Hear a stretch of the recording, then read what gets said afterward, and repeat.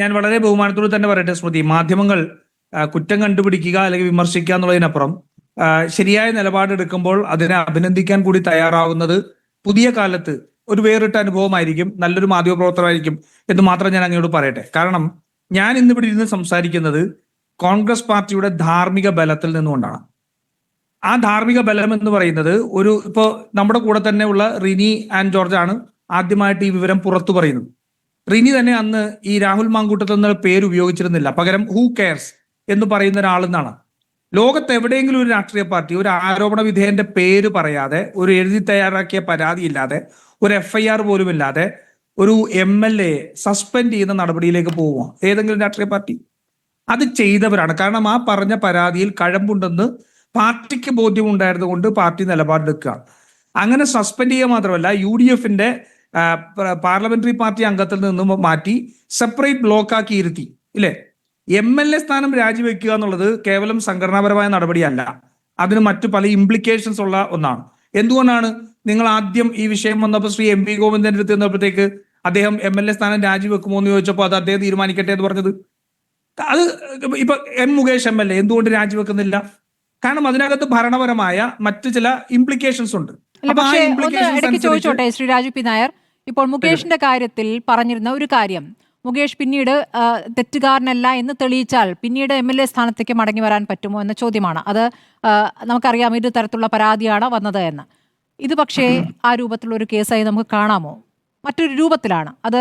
അതിൻ്റെ ആ ശബ്ദരേഖ കേട്ട് കഴിഞ്ഞാൽ നമുക്കറിയാം, 1 2 അല്ല, നിരവധി കേസുകളാണ് വന്നത്. ഇതിൽ ആത്യന്തികമായി ഏറ്റവും പ്രധാനം, ഒരു ശബ്ദരേഖയിലും തൻ്റെ ശബ്ദമല്ല അത് എന്ന് എവിടെയും രാഹുൽ മാങ്കൂട്ടത്തിൽ പറയുന്നില്ല എന്നുള്ളതാണ്. ഇതൊക്കെ തന്നെയും അവനവനാണ് എന്ന് തന്നെ ഒരു തരത്തിൽ സമ്മതിച്ചുകൊണ്ടാണ് അതിനെ പ്രതിരോധിക്കാൻ ശ്രമിക്കുന്നത്. അത് പാർട്ടിക്ക് സ്വീകാര്യമാണോ ശ്രീ രാജു പി നായർ? സ്മൃതി, പാർട്ടിക്ക് സ്വീകാര്യം അല്ലാത്തതുകൊണ്ടാണല്ലോ പുറത്താക്കിയത്.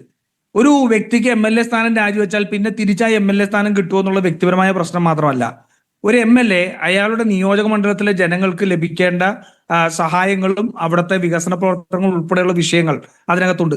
6 മാസം ആ MLA ഇല്ലാതിരുന്നാൽ പാലക്കാട് നിയോജക മണ്ഡലത്തിനെ സംബന്ധിച്ചോളം ജനങ്ങൾക്കൊരു നഷ്ടമുണ്ട്. അപ്പോൾ അത് ഒരാളുടെ വ്യക്തിപരമായ തീരുമാനത്തിന് നമുക്ക് വിടാം. CPM-ന് മുന്നിൽ എന്താ ചോദിക്കാൻ പാടില്ല? 20 വർഷം കഠിന തടവിന് വിധിക്കപ്പെട്ട ഒരാൾ പഞ്ചായത്ത് തെരഞ്ഞെടുപ്പിൽ ജയിലിൽ കിടന്ന് മത്സരിക്കുകയാണ്. എന്നാലോചിച്ച് നോക്കൂ, കോടതി ശിക്ഷിച്ച 20 വർഷത്തേക്ക് തടവിന് ശിക്ഷിച്ച ഒരാൾ ജയിലിൽ കിടന്ന് മത്സരിക്കുകയാണ്. ഈ പാർട്ടിക്ക് ഇനി വല്ലതും ആ ചോദ്യം ചോദിക്കുന്നതിൽ എന്തെങ്കിലും ഇതുണ്ടോ? അപ്പൊ ഞാനിപ്പോ അതിലേക്ക് പോലും പോകുന്നില്ല, താരതമ്യം പോലും ചെയ്യാൻ തയ്യാറല്ല. ഞങ്ങളെ സംബന്ധിച്ചോളം പാർട്ടിക്ക് പുറത്തായ രാഹുൽ, അദ്ദേഹത്തിനെതിരെ സസ്പെൻഷൻ കാലാവധി കഴിഞ്ഞാൽ പ്രാഥമിക അംഗത്തിൽ നിന്ന് സസ്പെൻഡ് ചെയ്തിരിക്കല്ലേ? പ്രാഥമിക അംഗത്തിൽ നിന്ന് സസ്പെൻഡ് ചെയ്തിരിക്കല്ലേ? അങ്ങനെയാണെങ്കിൽ എന്താ ഇദ്ദേഹത്തിന്റെ പേര്, പത്മകുമാർ, ഹൈക്കോടതി ഇവിടെ നിരീക്ഷണം ഉൾപ്പെടെയതിനു ശേഷം ഇവരുടെ തന്നെ SIT അറസ്റ്റ് ചെയ്ത് ജയിലിലിട്ടിരിക്കുക. എന്താ പറയുന്നത്? കുറ്റം തെളിയട്ടെ, കുറ്റം തെളിഞ്ഞ് വിധി വരട്ടെ, എന്നിട്ട് ആലോചിക്കാം. കുഞ്ഞനന്തനെ കുറ്റം തെളിഞ്ഞ് വിധി വന്നല്ലോ സുപ്രീം കോടതിയുടെ. ഇപ്പോഴും അംഗീകരിക്കുന്നുണ്ടോ കുഞ്ഞനന്തൻ കൊലയാളിയാണെന്ന്? അംഗീകരിക്കുന്നുണ്ടോ?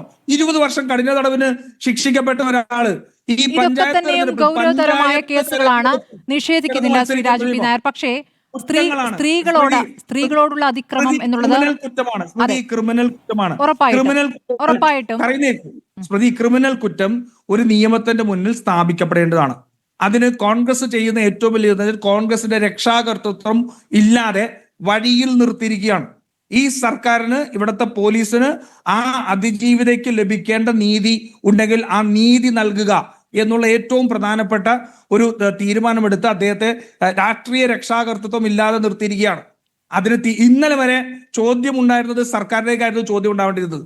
എന്തുകൊണ്ട് നിങ്ങൾക്കൊന്നും കിട്ടുന്നില്ല? അതിജീവിതം വന്നിട്ടുണ്ട്. ഞങ്ങൾ ഒരു കാരണവശാൽ അദ്ദേഹത്തെ ഒരു തരത്തിലും ഞങ്ങൾ പിന്തുണയ്ക്കാൻ തയ്യാറല്ല. എന്റെ ചില ചോദ്യങ്ങൾക്ക് കൂടി അങ്ങ് മറുപടി നൽകൂ.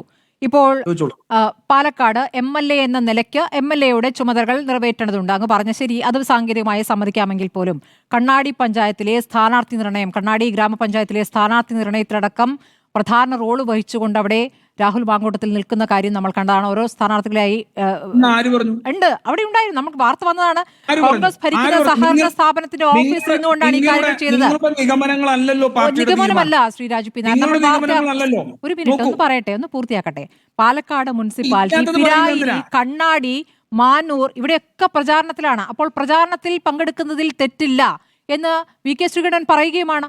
പ്രചാരണത്തിൽ പങ്കെടുക്കുന്ന ഏതെങ്കിലും ആളുകൾ പ്രചാരണത്തിൽ പറയുന്ന പോലെയാണോ നിങ്ങൾ പാർട്ടിയിൽ നിന്ന് മാറ്റി നിർത്തിയ, നിങ്ങൾ പറയുന്ന പാർട്ടിയിൽ ഇപ്പോഴില്ലാത്ത ഒരു വ്യക്തി, ആരോപണ വിധേയനായതുകൊണ്ട് നിങ്ങൾ മാറ്റി നിർത്തിയ ഒരു വ്യക്തി പ്രചാരണത്തിന് വരുന്നത്? അത് നിങ്ങൾക്ക് ദോഷം ചെയ്യുമോ ഗുണം ചെയ്യുമോ?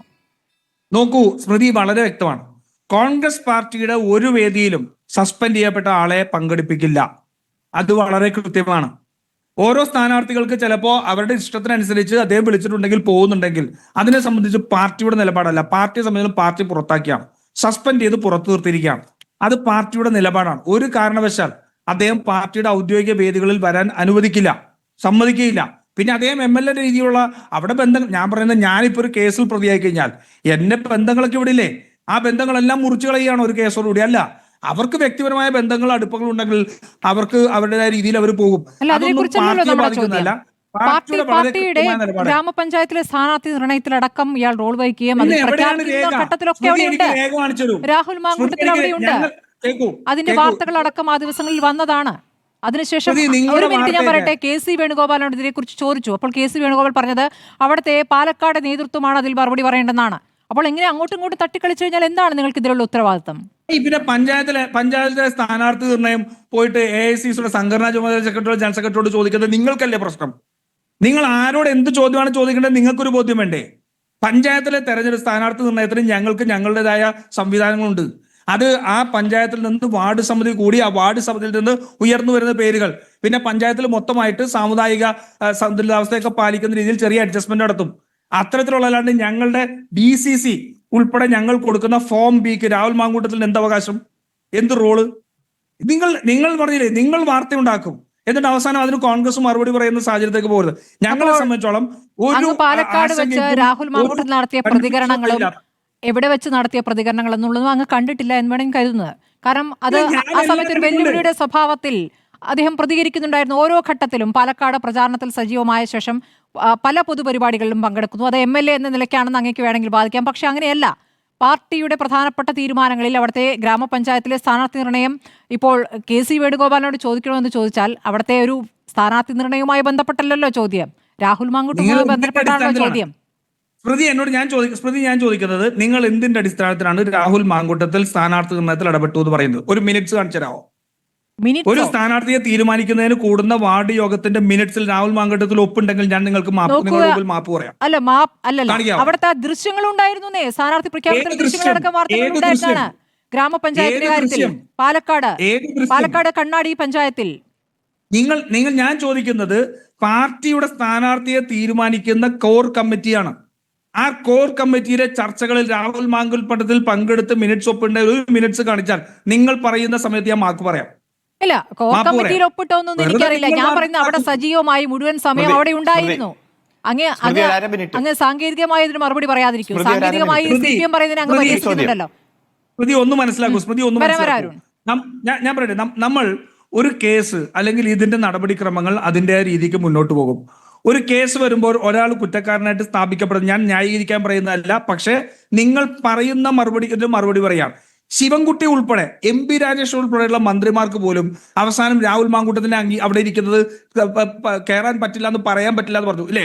എന്തായിരുന്നു അരുൺകുമാറിന്റെ ഒക്കെ നേരത്തെ നിലപാട്?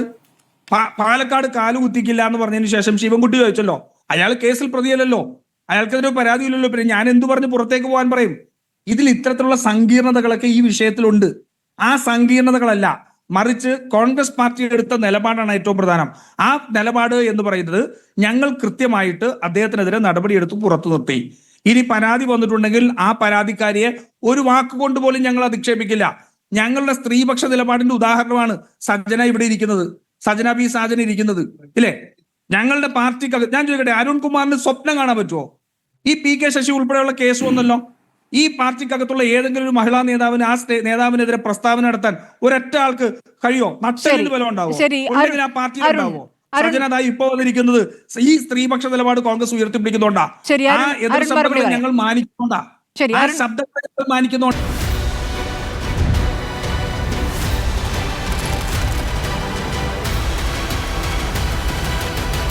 ഡിബേറ്റ് വിത്ത് സ്മൃതി പരുത്തിക്കാട്.